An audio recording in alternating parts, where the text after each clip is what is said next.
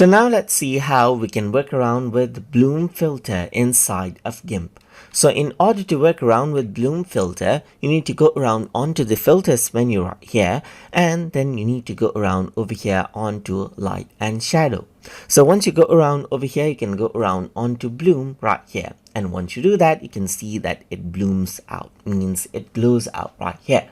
So what you can do is you can go around and change around the threshold around over here for the bloom over here, and then see the preview of it right here, just like this. You can go around and make it more soft as well. So this is what you have.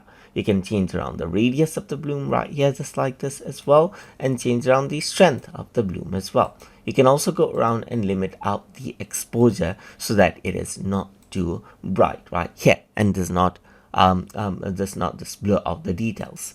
You can go around over here, and then you can also go around and then utilize the blending mode right here to go around and let's say, for example, merge it out together. But let me just go around and replace it right here.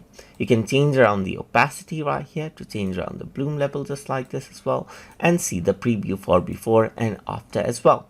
If I were to go around onto the split view, you can see the before and after like this as well. So once you're ready to apply it, you can go around and press OK, and then the bloom will be applied onto the image just like this inside of the GIMP project.